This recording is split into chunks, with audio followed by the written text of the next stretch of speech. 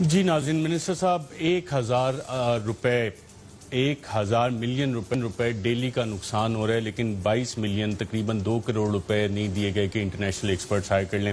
میں نے پتہ کیا تو پاور ڈویژن کہی تھی جی ہمارے پاس سپلیمنٹری گرانٹ نہیں تھی۔ اب جو آپ فورنزک کے لیے آتھرائزیشن دے رہے ہیں اس میں بجٹ دیا جائے گا کہ انٹرنیشنل بھی اگر آپ کو ایکسپرٹیز ہائر کرنی ہے تو وہ کر لی جائے، کیونکہ اربوں روپے بچنے ہیں۔ دیکھیں اس کا مقصد کیا ہے ارشد، اور میں نے آپ کو 480 ارب سے کہانی کیوں شروع کی کہ اگر اس وقت جب آپ کی اسپیشل آڈٹ اس کا ہوا، آپ کے سامنے رپورٹ آئی، آپ کو غلطیوں کا، اوور پیمنٹ کا، آپ کو ایکسٹرا پیمنٹ کا، ان تمام چیزوں کا علم ہوا، اور آپ اسی وقت اسی قسم کی تحقیقات کر لیتے یا ایک کمیشن بنا لیتے، فورنسک کر لیتے، تو آگے کے لیے آپ چیزوں کو ٹھیک کر لیتے۔ یہی مقصد ہے اس رپورٹ کا، اور اسی مقصد کو لے کے گئے عمران خان۔ ابھی آپ نے بار بار سسٹم کا اور مافیا کی حوالے سے بات کی، اس کا میں عمران خان نے خود قوم سے خطاب کرتے ہوئے خود اس کا جواب دیا تھا کہ یہ لوگ کہتے ہیں نا کہ آپ کی حکومت چلی جائے گی، تو حکومت نہیں، اگر میری جان بھی چلی جائے نا، میں اپنے ان غریب لوگوں کے لیے، اپنے عوام کے لیے، یہ جو سسٹم ان کا خون چوس رہا تھا ان چیزوں کے لیے آیا ہوں کہ یہ چیز نہیں ہوگی، اب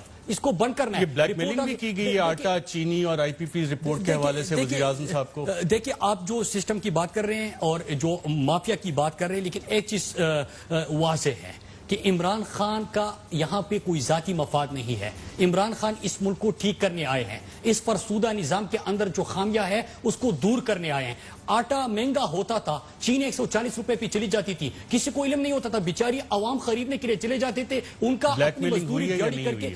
دیکھیں اس سسٹم کے اندر تو آپ کوئی بھی چیز کر لیں، میں نے آپ کو پچھلی دفعہ بھی کہا تھا، کوئی بھی چیز کر لیں۔ آپ کا کیا خیال ہے کہ میں سڑکوں کا آڈٹ کرتا ہوں تو آپ کا کیا خیال ہے کہ کوئی آپ کو اپروچ نہیں کرتا، آپ کے اوپر دباؤ نہیں ہوتے؟ آپ پاکستان کے اندر جو لوگ اربوں روپے کما رہے تھے تو کیا آپ اس طرح رپورٹ پہ بھی دباؤ تھا جس کا آٹا اور چینی پہ تھا؟ دیکھیں آئی پی پیز کے حوالے سے تو میں کہوں کہ آپ جتنے انٹرویوز آپ نے دکھائے، میں سمپل سے آپ کو جواب دیتا ہوں، جتنے انٹرویوز آپ نے دکھائے ہیں کہ لیکن نوٹ چاپو، کچھ بھی کر لو لیکن ہمیں پیسے دے دو، مطلب ریاست کو کہہ رہی ہے۔ آپ ایک پروگرام کرتے ہیں، جواب میں کون آتا ہے؟ جواب میں وزیر اعظم کا خود اپنا سیکرٹری بیچ کے وہاں پہ ان لوگوں کو وہ دفاع کے لیے اور اس چیزوں کی وضاحت کرنے کے لیے وہ آ جاتے ہیں۔ تو اس کا مطلب کیا ہوا کہ سارے ملے ہوئے تھے۔ اب عمران خان ہے وہ اس سسٹم کو ٹھیک کرنے کے لیے، اور میں قوم کو یہ بتاؤں کہ جب بجلی کے بل مہنگے ہوتے ہیں، جب بجلی مہنگی ہوتی ہے تو وجہ کیا ہوتی ہے؟ یہی لوگ ہوتے ہیں جو آپ کا خون چوستے ہیں۔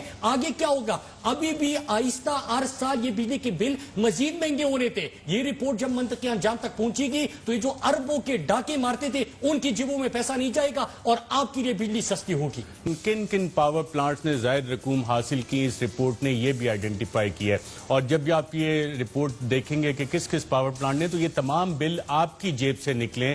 آپ نے جتنے اضافی بل دیے، مہنگی بجلی کے بل دیے، یہ والی ایکسیس پیمنٹ جو ہے زائد وصولی جن پاور پلانٹ نے کی اس کے نام ہے اٹک جنریشن نے 14.31 ارب زائد وصول کیے، لبرٹی پاور ٹیک نے 13.63 ارب، نشاد چنیا نے 10.49 ارب زائد وصول کیے، نشاد پاور نے 9.33 ارب زائد وصول کیے، اوچ پاور 2 نے 7.79 ارب زائد وصول کیے، ایٹلس پاور نے 6.47 ارب زائد وصول کیے، اینگرو پاور جن قادر پور نے 3.71 ارب زائد وصول کیے، فاؤنڈیشن پاور کمپنی نے 2.32 ارب زائد وصول کیے، سفائر الیکٹرک کمپنی نے 20.3 ارب زائد وصول کیے، سیف پاور نے 2.02 ارب زائد وصول کیے، اورینٹ پاور نے 1.68 ارب زائد وصول کیے، ہالمور پاور نے 0.63 ارب زائد وصول کیے، پورٹ قاسم پاور کمپنی کو پروجیکٹ کی لاگت کی مد میں 182.532 ملین ڈالر زائد ملے فائننسنگ کی مد میں، جس کا مطلب ہے تقریباً 12.31 ارب زائد روپے ملے۔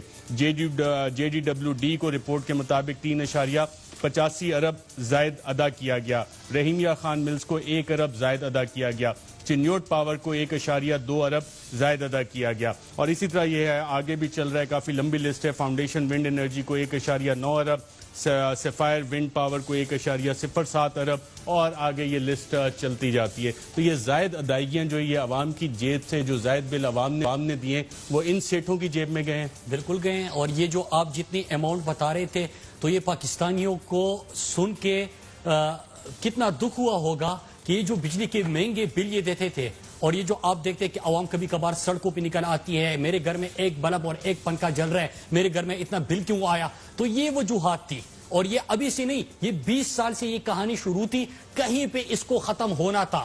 کہیں پہ ان چیزوں کو ٹھیک کرنا تھا اور اللہ نے یہ کام عمران خان سے لینا تھا. اس لیے عمران خان نے انکوائری کرائی, رپورٹ آئی, کمیشن بنے گا, اب اس کا فورنسک ہوگا. اس سے کیا ہوگا؟ اس سے میں قوم کو یہ بتاؤں کہ اس سے بعد آپ کو جب تمام چیزیں ثابت ہو جائے گی تو یہ جو لٹیرے تھے وہ تو ایکسپوز ہو گئے, لیکن ان سے ریکوری بھی ہونی چاہیے, ان کو سزائیں بھی ہونی چاہیے, اور اس کے بعد جو ہماری بجلی کے مہنگے مہنگے بل تھے اس میں کمی آئے گی. یہ پاکستان کی جیت ہوگی. لیکن حالانکہ آپ دیکھیں کہ روز ہر سال آپ کا جو سرکولر ڈیٹ ہے وہ چڑھتا جا رہا ہے, وہ بڑھتا جا رہا ہے. پاکستان کی معیشت کو یہ سفید ہاتھی بن چکا ہے.